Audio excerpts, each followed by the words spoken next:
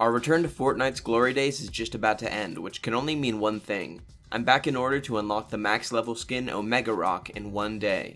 Season OG was only a month long, lasting through November. With the shorter season came a smaller OG pass with only 50 tiers. You'd think this would make this challenge easier, but unfortunately you'll see why that's not the case. As always, this video is inspired by Luke TheNotable, and this is now the 9th video in this series, so remember to check out the others. Without further ado, let's go home, boys! I started out with buying the battle bundle, with code Zeywerks. There was no level up pack this season, so I had to make do. Fitting with the short battle pass, the bundle only gave me a 10 tier boost, so I readied up into game 1. I landed Frosty Flights in order to hop in a plane.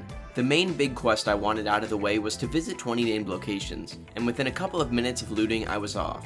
Here's a quick look at the challenges this season. They are probably the easiest ones I've ever seen, with none of them being specific to any locations, weapons, or mechanics. I kinda figured with the return of the OG map we might see some flaming hoops, time trials, pianos, or big phones, but it's still nice to be back. I crossed through Flush, Lucky, Fatal, and Paradise before stopping to grab my first secret Gnoblin. For some reason they gave the planes fuel, so I ran out by the time I got to Lonely Lodge for another Gnome. Using Rift to Goes, I was able to get 2 more gnomes at Wailing Woods and Risky Reels. I was able to visit Tomato Temple, Lazy Links, and Dusty Divot before I was taken out in 10th place, leaving me at level 14. Game 2 I had a fight with a John Wick over who had the most crown wins, and needless to say he got owned. I went back to Frosty Flights in order to get the west side of the map, visiting Greasy Grove for the nearby gnome, Snobby, Haunted, and Junk Junction, where I got another gnome by the llama statue.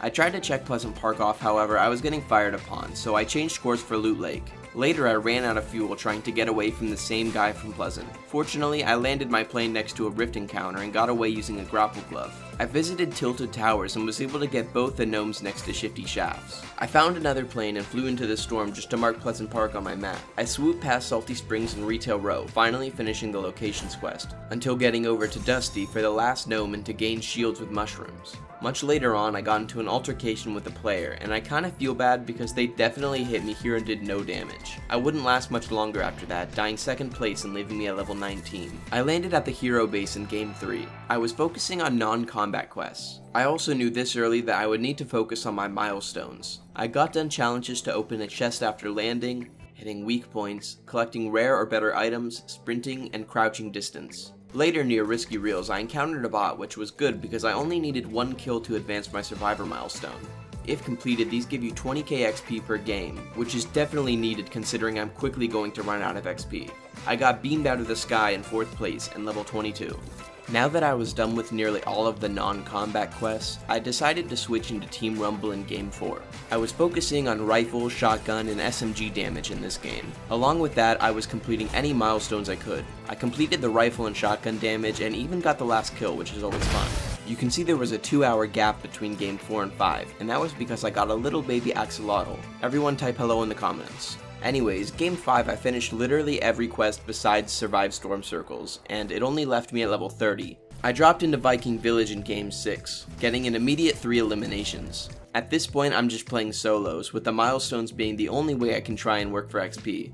I picked up a drum shotgun in this game, which was my first real time using it this season. It definitely shreds. It was down to a 1 vs 1 near Shifty Shafts. The other player got in the first few hits on me, but they were no match for the grappler drum shotgun combo. Another day, another victory for the OGs. I loaded back into Team Rumble for Game 7 because I still needed 2 more Storm Circles for the last weekly, and to grind milestones. After the game was over, I was level 33 with every weekly done. I tried to get creative XP in the pit, but I only got about 3 levels, so I didn't want to do this, but drastic times call for drastic measures. Bot lobbies. Game 8 I got 36 kills, getting me to level 39. Game 9 I got 35 kills, getting me to level 43. Game 10 I got 38 kills, getting me to level 46. Game 11 I got 35 kills, getting me to level 49. And in Game 12 I got 5 kills in Retail Row, which finally got me to level 50, so I jumped to my death. I really thought this season was going to be a cakewalk, but it ended up being kind of annoying. Next season we should be back to full battle passes and full videos, so hopefully I won't have to do another bot lobby again. And with that, it's technically possible to unlock Omegarok in one day, but I wouldn't suggest it. Thank you all so much for watching, and I'll see you all in Chapter 5.